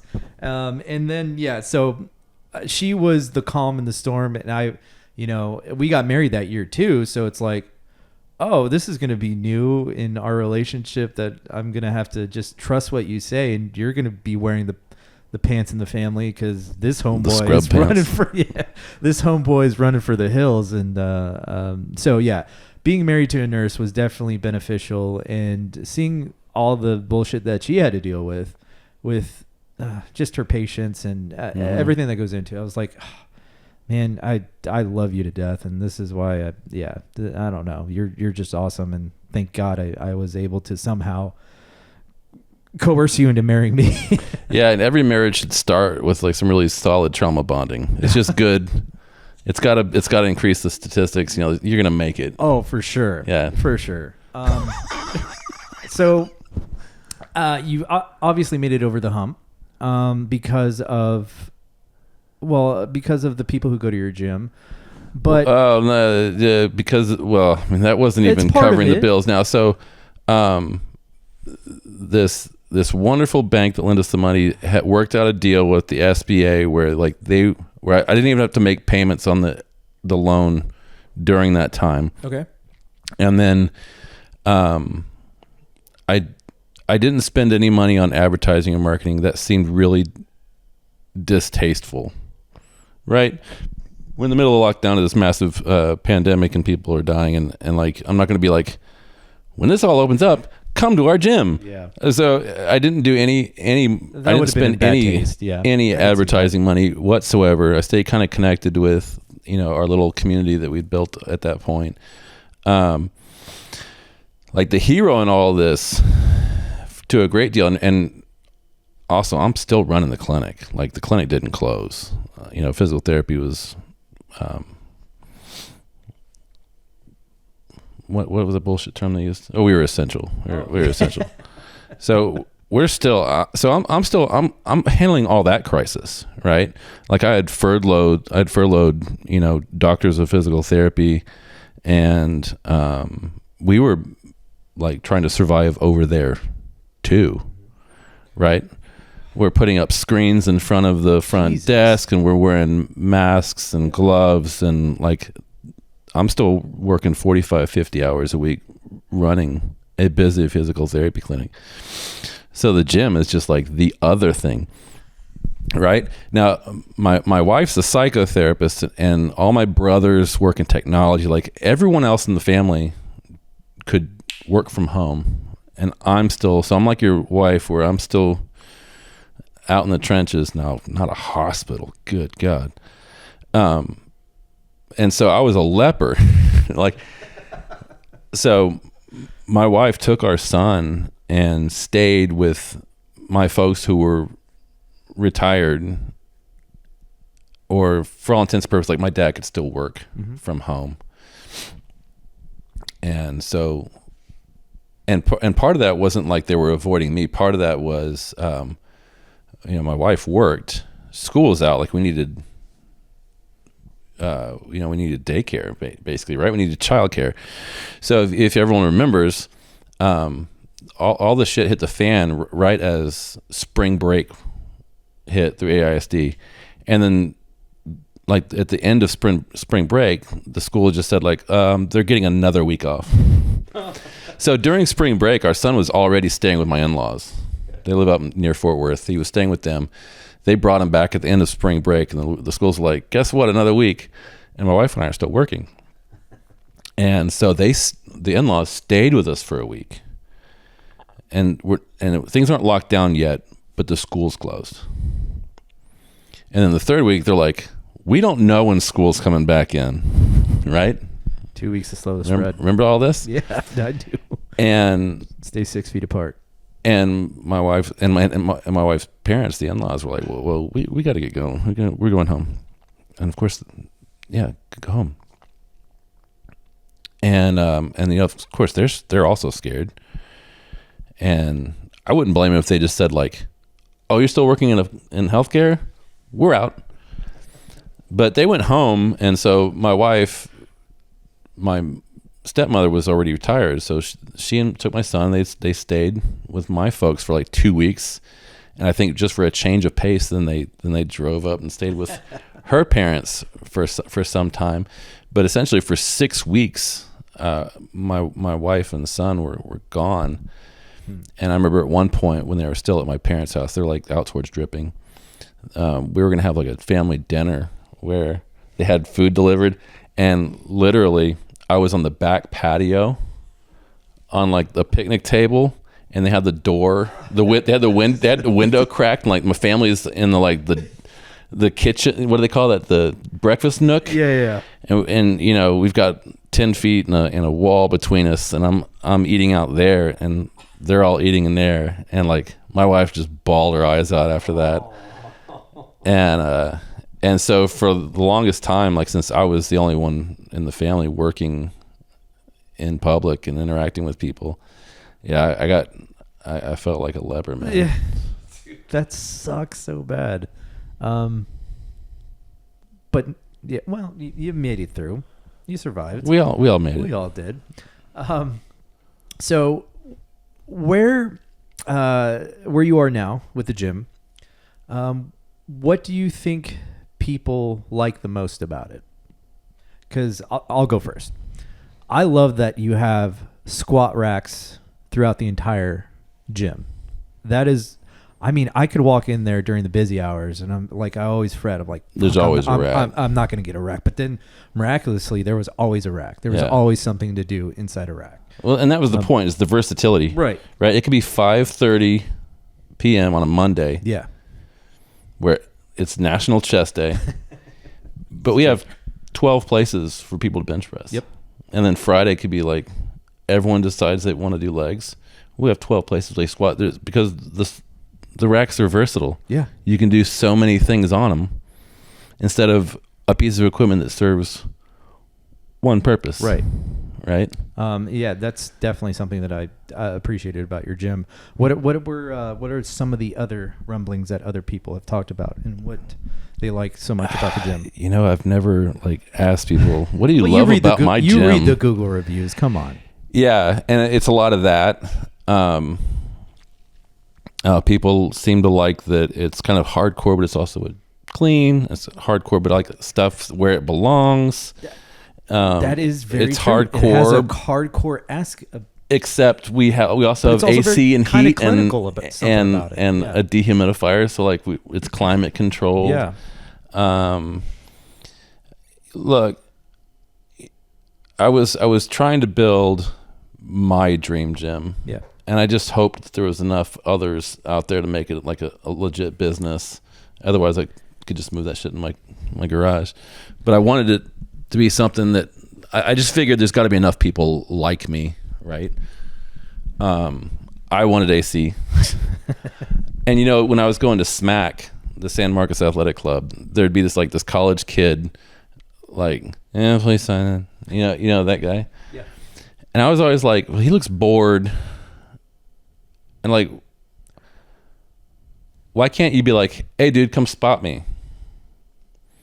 Right. And I remember when I was I knew I wanted to pay my employees better, because that part of the mission was to also create better jobs. And I went on Glassdoor.com to figure out what do gym attendants make? Yeah.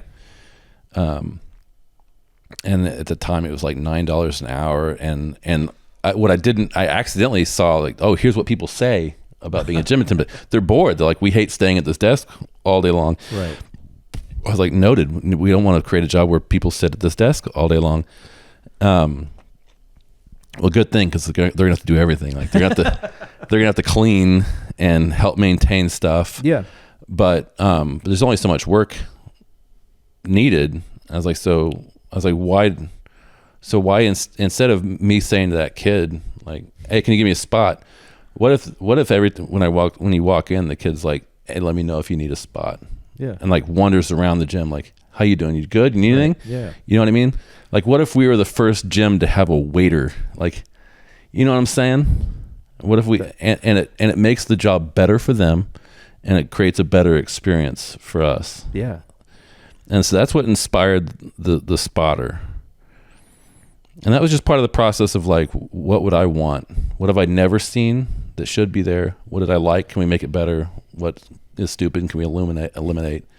That whole process, I spent a year daydreaming about all that. And so, so the things I like about the gym is the spotter, and we have a totally different philosophy around keeping the gym together. People think that our members have the best gym etiquette ever. Most of them do. A lot of them do. Well, but the reason everything's where it belongs is because we've just taken it upon ourselves. A totally different shift in perspective. We said, okay, we're going to hope that people put stuff back, but if they don't, we're going to assume the best, because I've accidentally left shit out. In my own gym, I've accidentally left shit out. But instead of having signs everywhere that say put your shit away, which I never liked that signage. I appreciate it as a gym. I never liked it. I liked it. I don't work here. Yeah, I know. I know how to behave myself. Yeah. And I don't want to get barked at because some other dipshit doesn't know how to behave himself. But even I have a very high standard for myself of gym etiquette, and yet I can also be a little bit of a space case and accidentally leave something. So I teach the spotters, and we have this culture where keeping everything where it belongs and clean is our responsibility. If they do it, sick. but we're going to keep it clean regardless. Right. And there's no like whining around it, right? Yeah. Like that's part of the job. Like that's something that we take on.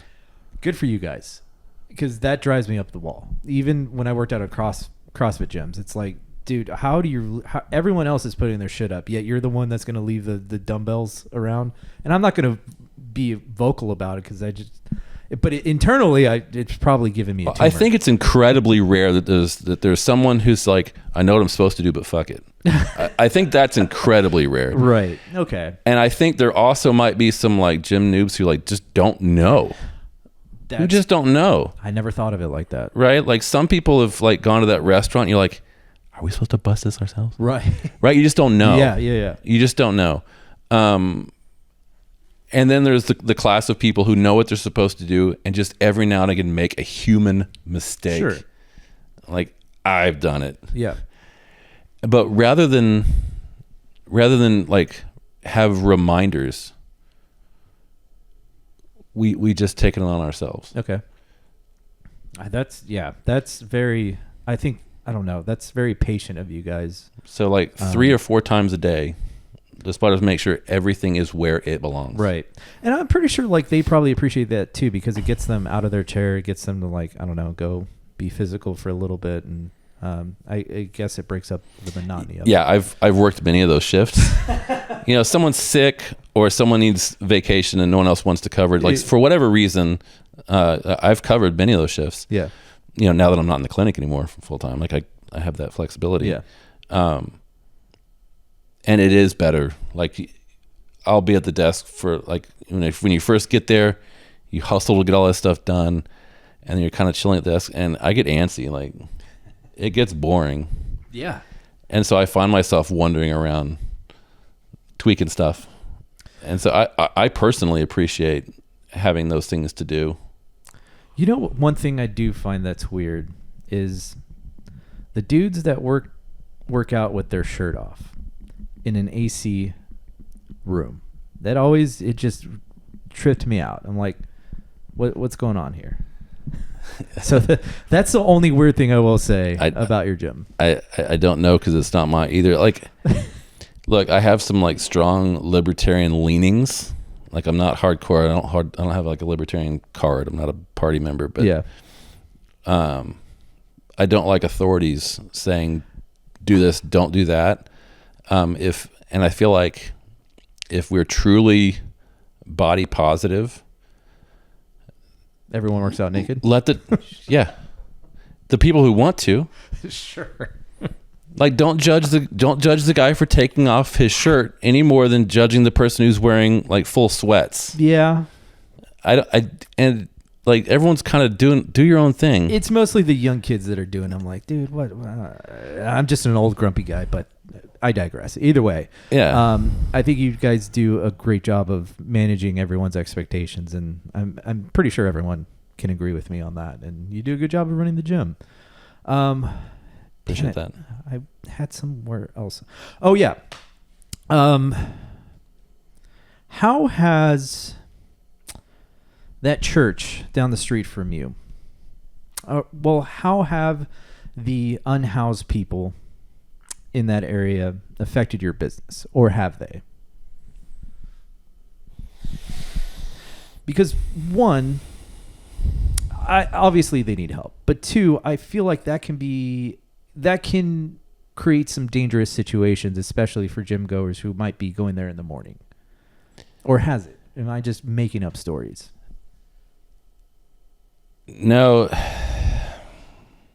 It's a tough question. It's tough because these people are sick and they need help, and no one can seem to agree on how to help them.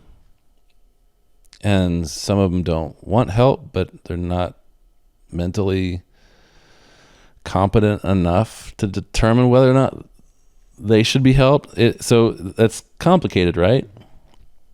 How do you determine if someone is mentally competent enough to say, I'm living the life I choose, versus I need help, and then I have no idea what the best way to help is. We've done coat and blanket drives because I don't want any of them to freeze. But they wreak some fucking havoc, man. They steal everything that isn't nailed down. Yeah. They stole, we had some people who worked in some of the strip malls down a couple blocks away. Mm-hmm. And they noticed that we didn't have any you have to be a customer or work here to park here. So all these people were parking and for the first couple years, I was we have more than enough parking. Let them. But it was now the moment we grow into the point where our members need those parking spots, then I'm going to be I let you all do it for a couple years. We need these now. Yeah. And sure enough, when we got busy enough that our members needed those parking spots, we had the landlord put up the whole if you're not here to do business or work, you're going to get towed. Where would the homeless people stole those signs, dude? Oh my God. They unbolted those signs and then stole the upright poles that they were on. Now we got those feather flags that say gym, right? Yeah. All right. Well, initially we would drive those stakes that hold them upright into the ground. They stole the stakes rebar. They would steal them. So I finally had to concrete them in because they kept getting stolen. I was going through them on a regular basis. I can't fathom what you would. Maybe they're building their own structures. They broke into the gym the first year. Oh shit! Yeah. What'd they get? Nothing. There's nothing there. We always thought it'd be funny if they stole some protein powder and a couple of our shirts, and then we see guys in the corner they're wearing our shirt. Hey, there's free advertising and they're jacked. Yeah. And good for you. But when that gym filled up, where would your members park? Do you remember?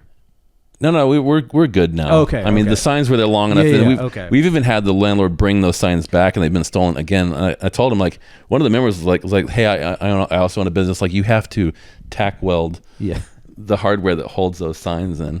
And I told that to the landlord. They haven't done it yet, so the signs come and go. Dude, they steal everything, and I don't want to make fun of them about that because they're not mentally well. You don't need to see something and say I have a purpose for that, right? That's what a mentally healthy person says. I have no use for that. They're stuff, and they just grab shit.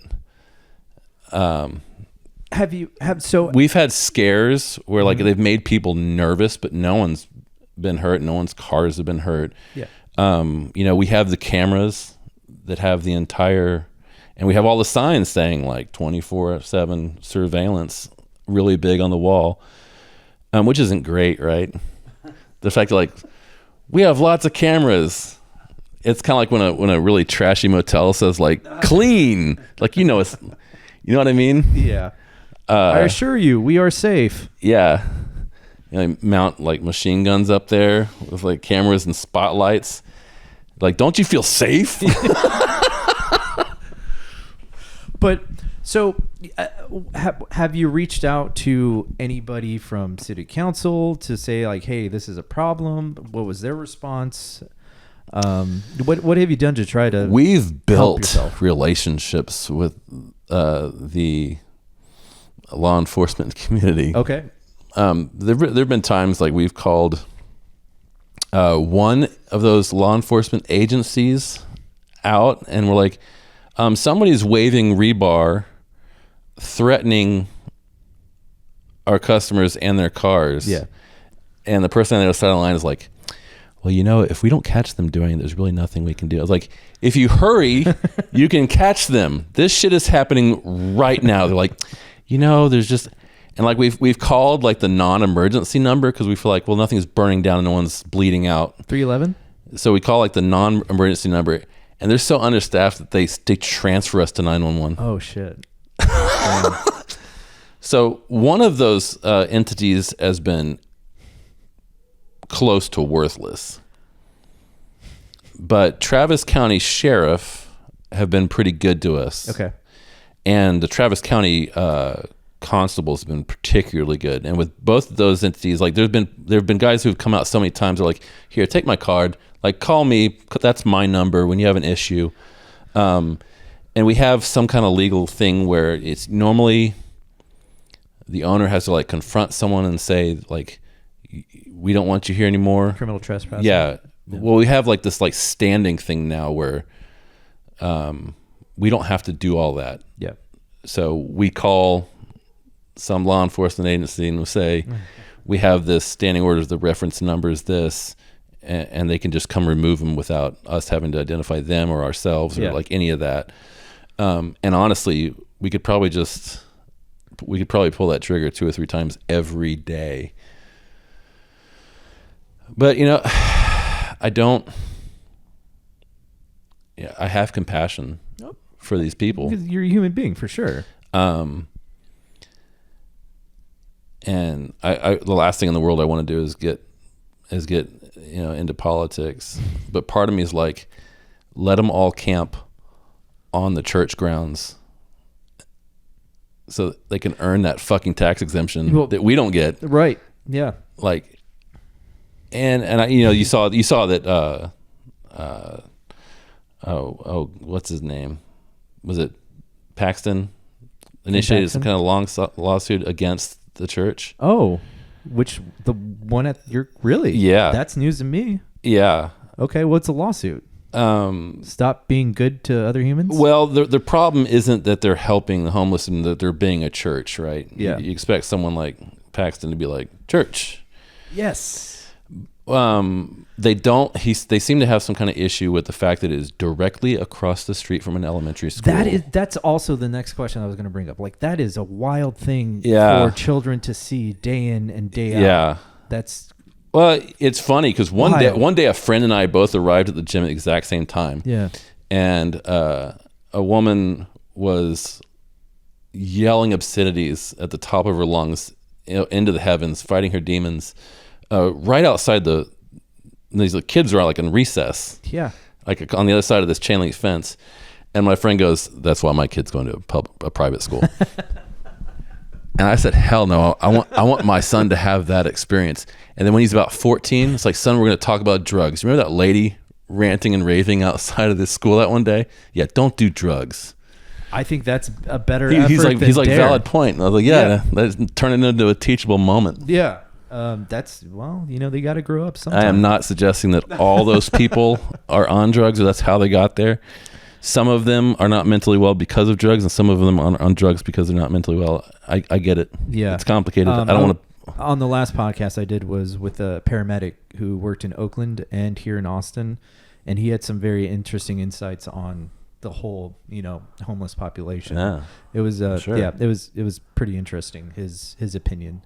The revolving door. Yeah. I'll see you tomorrow. That's pretty much. We had a person unhoused, homeless, whatever. We're talking about the same person. Whatever newspeak you want to use. Yep. Walked in like asking us to call the police to have him arrested. And one of the spotters was like, "Why would anyone do that?" I was like, "Dude, you get like a hot dinner, a shower, fresh clothes, a bed with a blanket, and breakfast." Well, I mean, like every now and again, you just got to get arrested, right? If that's the only way you get care, I could see you once or twice a week, dude. Lock me up. That's not. They never get plan. pressed. No charges are ever pressed. Right. They're getting a bed, a shower, and a couple of hot meals. Like, yeah. But yeah, that's just I don't know. That's a simple solution to a very complicated problem. But has that impacted your business? And it's difficult to say how much. Right. I know for a fact that there have been people who are like, I'm sure it's probably scared some people off. Sure. I'm sure there's some hardcore monsters who are like, whatever. But just give me a reason. There's probably been some ladies who want to come at a certain hour when they don't feel safe. Yeah. And I've encouraged everyone. I don't want to put it out there a lot, right? Because you make people feel unsafe by like constantly talking about safety, yep.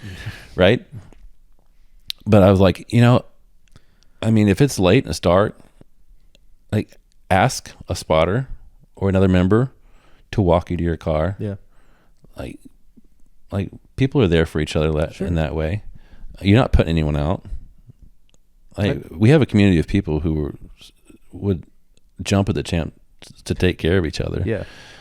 And then it'd be nice to have more light back there, but there's restrictions because of those houses, and we've had people in the houses even call the gym complaining about the lights, and I'm like, here's the number to the landlord, because I'm not even allowed to like touch those lights. Yeah. They're outside of my thing, but like and then they're complaining about the lights from the park. I was like, here's the number of the city and Parks and Rec. Like, that's not mine, dude. Right. I want to help you, but so there's really not an easy solution to that situation. Yeah, we're not the solution. No.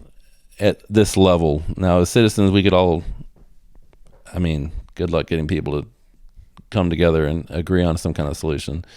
But I feel like we've done what we can, having cameras and the doors locked behind you, and the spotters will be happy to walk you. And if there's another member there, I'll go ahead and speak for them now. I'm sure they'd be glad to walk you out. Yeah. We have never had anybody get hurt. I know that they're scary, and I would never discourage anyone from taking precautions, to avoid situations where they might be in danger. But thus far, nobody's ever been hurt. Nobody's cars have been hurt.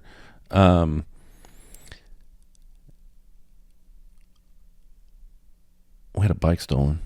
I wasn't going to mention that. I think 2 bikes. Well, I was riding my bike there. I think we had 2 bikes stolen here, and we used to have people like lock them up on that fence thing. That's how I did it. And then one of your spotters was like, "No, you need to bring it in." So now they just park them inside because they'll probably get stolen. They've been jacked. Come on, dude! It's got a U-lock on it. No one's going to trust us. These are very resourceful people. Some of them. So there's only so much you could grow within that space. How do you foresee growth in this gym? I wouldn't want a larger space. You wouldn't want a larger space. No. You're happy where you're at right now? If I were to expand, it would be another location. Okay. Because I think it's the magic size. Because it forces us to interact forces sounds awful. But it very organically and nudges us to interact. The moment you hit a certain square footage, people start to feel anonymous, and a crowd starts to feel like a crowd. The size of the gym and the fact that it's all free weights means that we're all going to interact, and we all, no matter what it is we do outside of the gym, we all have this in common. We all train very similarly. And so it creates a community extremely organically. I wouldn't want bigger. If I was to expand the company, it would be just another location. Okay. That makes sense. And I've been thinking about it forever, but the first 2 years of being open was a nightmare. B, like, I don't need more money, but I like what we're doing, and I'd like to be able to offer that to more people. We did create better jobs. And we've had, I don't know how many members we've had move to North Austin and just like, I hate it that I'm moving. You need one in North Austin. And I'm like, I'm down for it. But I've been waiting for interest rates to come down, because I would have to borrow money to open another one. And I couldn't really do it with interest rates where they have been. You ever heard of the name Alex Hormozzi? Yeah. Okay. I know the name. He's a big gym. He's started his career just opening gyms, and he's learned a lot. And I listened to his podcast, and he has a lot of business-minded education that not only applies to just gyms in general and growing that, but also just growing a business. So I was just curious if you ever listened to him or heard of him. Part of it's just like a lack of, dude.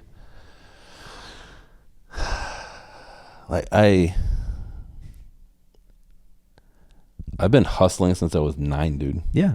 Like delivering papers in Eagle River, Alaska. You look in tired. -30. No, I'm kidding.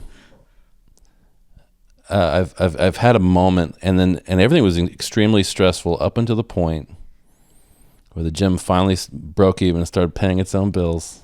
And we were almost there at one point, and then we got sidetracked. But like one of the largest heroes in all this was my wife. Mm-hmm.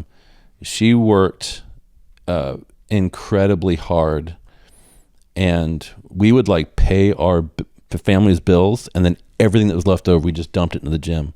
And we did that for 2 years. That's awesome. And she took on extra work to make sure it stayed alive. So a massive amount of credit goes to my wife, Morgan. So she's a psychotherapist, and her colleagues would say like, that's too much work. Like, and she's like, well, it's temporary. I don't plan on working this much forever. Yeah. It is a lot. Yeah. And, she took on a lot of, secondary trauma working that hard. Well, that's, to make it work. I can't explain enough how awesome it is to have a partner that supports your dream. It almost brings me to tears just thinking about it. But yeah, to have someone in your life like that to, help support you is just, it's undefinable. Yeah. It's just something if you're lucky enough to experience, you should be thankful, very thankful for that. Another thing I want to explore, we're over an hour now, so this thing has flown by. You also offer... You can edit out all my bullshit. No, we don't do a lot of editing unless something, the guest is like, I shouldn't have said that. Then I'll cut it out. Or me, which is never the case because I'm wise all the time, 24/7. I just never say anything bad. But one thing that you do that I thought was unique is if there's any trainers, certified trainers that work out of your gym, they're allowed to have train there, right? As long as their client is a member or something like that. Yeah. So when I was, is that something you can talk about? Yeah. When I was in the planning phase, you're supposed to imagine like this person, right? An avatar of who is your perfect customer. And I was like, well, it's me. I'm using myself as the ideal customer. And, so many of us, we just like go to the gym. We do it. We know what we're doing. We do our thing and we get out. I don't want to be upsold on trainers or packages or classes. But I was like, but a lot of people, have to get their start somehow. And I don't want to, I want to be welcoming to people of all skill levels. And how can I be really welcoming to people who don't know what they're doing? They're getting started, or they just like working with a trainer because like the accountability and like comfortable company, and like they build relationships with the people like that. Just keep doing it. But I knew that I didn't want to I was like, oh God, like that's more people to manage. And in so many professions, the very best people are unemployable because they work for themselves. And I didn't want to settle on anything but the best trainers. I was like, well, if I can't employ them, I know a lot of gyms will take a percentage or a base rent. And I was like, I mean, they're going to bring me members. Like, that's how they pay me. And so I was like, why don't we just have like a relationship? So I don't charge them anything. They have to prove to me that they are a certified trainer, and they have to prove that they carry their own professional liability insurance because they don't work for me. Yeah. So they have to cover themselves. I won't be held responsible for what they do because they're freelance, and that's fine. These are entrepreneurs. These people, are self-managing go-getters. And so I was like, well, I can get the highest level trainers without having to like hire, fire, mentor, grow, any of that. And I've got a really great relationship with most of them. So that just kind of came to me. I was like, I don't think anyone's doing this. Even Ryan LeCure. Ryan's a fantastic human being. That jerk. No, I hired him as a personal trainer. He's awesome. He was great. You don't need to say anything bad about him because he'll do it. Nobody talks. That's true. He talks so much shit about himself. No, he's a phenomenal human, from what I can tell. No, he's awesome. Yeah. When I worked with him, he gave me a fair price, and he was always adamant about meeting. He was always keeping up with my, macros and Google spreadsheet, and so he's awesome. I can't recommend him enough. I mean, look at him. Yeah, I do. I know. I was like, dude, he has to turn sideways to walk through a door. I know. He told me I found out that he skateboarded. I'm like, how the fuck are you getting on a skateboard with that fucking amount? It must be mass? reinforced. Yeah. Like they make titanium boards. I saw him in the parking lot one day. Yeah. It is gnarly. And he also has an eyebrow piercing, which I'm like, cool. I'll make fun of him for it. Bring him back. I like those. It's better than this thing. The bull nose. Yeah, I was never a fan of that. That's suddenly become wildly. I don't like it. Yeah, I didn't like it when I was younger, and when I see it on girls, I'm like, not my flavor. I like this eyebrow. It's a little 90s for me. It's a little dated. I think some things are classic. Look at the web dress. I've never followed trends. Dude, look at my gym. That's very true. That's it looks like the way people trained 50 years ago. And it's a timeless piece of artwork, I would say. That was another thing that was sort of accidentally intentional. Really? Yeah, there's nothing trendy about it, so I don't have to worry that like there's going to be a huge cultural shift in fitness. Yeah. And then I'm going to have to either shift with it or die. Yeah, that sucks. I'd rather it just be like, no, this is like this is worked forever. Yeah. This is still how high school, college, professional like field houses look. And for the most part. Yeah, it works. Can't argue with it. So there was one last thing I want to talk about.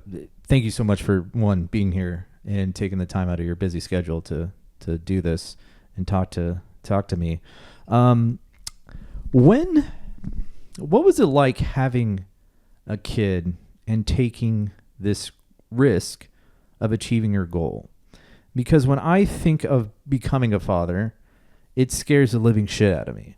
Not because, for two reasons. One, because I have to make sure that this human being survives and get it to a point where it can, feed itself. And then two, I feel like when you have a child, you kind of give up on your dreams.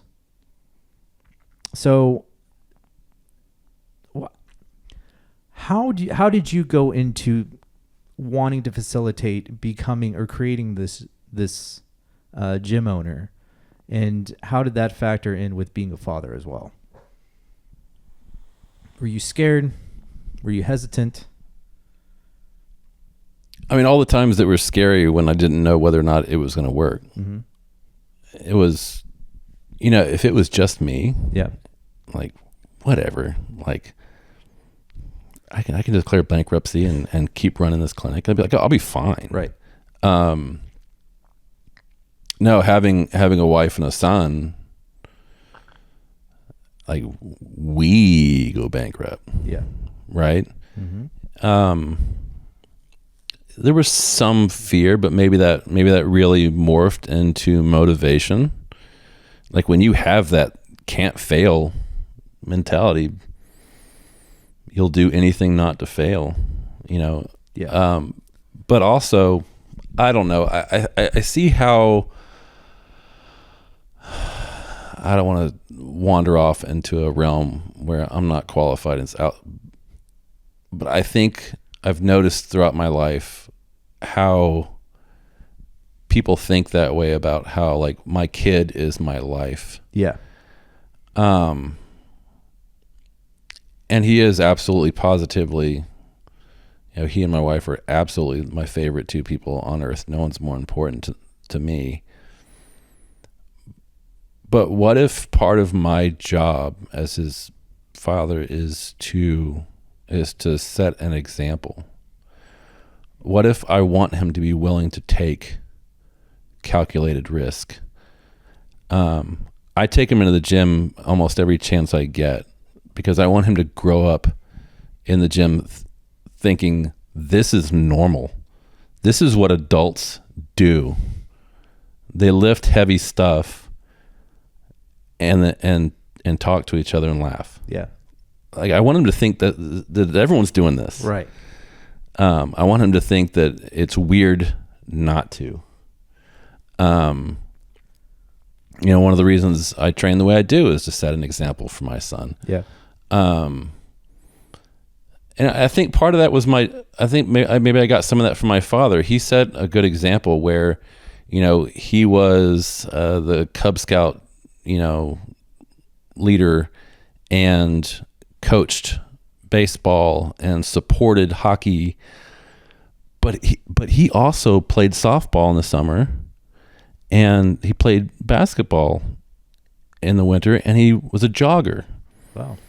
And so he made time for us, and he made time for himself, and in that way he set an example. And sometimes we didn't like it as kids getting dragged to his games. But like, dude, I sit through your games and I coach them. Yeah. Like, you can find a way to occupy yourself while I'm doing it. And I think I always respected the fact that he didn't give up on himself or his dreams. He had a nice balance of supporting us and doing his own thing. And I think by doing his own thing, by being a lifelong jogger and athlete until his body just couldn't handle anymore, I think he was a good role model. Because otherwise I'm teaching my son that as soon as you have a kid, your life's over. Like, what are you supposed to aspire to? What kind of example are you setting? What if I can show my son that I have a balance between my relationship with him and chasing my own dreams? I can't tell him, like, you can do anything you want, chase your dreams. Meanwhile, I've been afraid to do that. Yeah. Right. Yeah, that's something that because we're in negotiations, me and my wife, about having a kid, and that's one thing that it scares me. It's like, because as I'm a creative video photographer, I make okay money for myself and my wife, but kids are pricey. All these thoughts come in my head of, what if my wife gets sick and then I have to, foot the bill of everything. It's just those thoughts creep in my head, and I never really heard an explanation about chasing your dreams while still managing, your family. Not managing your family, but still, being there for your family. And so that was very beautifully said, and I'm glad you answered that to something that really makes me change my mind about things. And again, that's the awesome thing about why I do this, is because I always want my mind changed about ideas that I have. So yeah. And again, I can't thank you enough, but it's over an hour. We crushed it here. Thanks for having me, man. I hope I gave you at least 2 Miller Lights worth. You did. You gave me more than that. If so, it was a fair barter. that was. And yeah. Cool. What are you doing tomorrow? Chest? Tomorrow is chest day. Yeah. Tomorrow's Wednesday. Cool. And AISD is out, so I'm taking the boy to the gym. What's the holiday during the week? It's just, I think they call it staff development or teacher development or whatever. What the hell? I don't know, dude. These kids are. Don't get me started. We don't have. So how do you feel about public school? If you don't have another hour? No, I don't. All right, man. Well, thank you again. That's it. Got a strong grip. All right, everybody. That about wraps it up. If you liked this episode, please drop a comment in the YouTubes. Please like it. Please subscribe to the Spotify account as well. Thank you so much for listening. Thank you so much for Thank you so much for watching. Be good to other humans. Good night. God bless.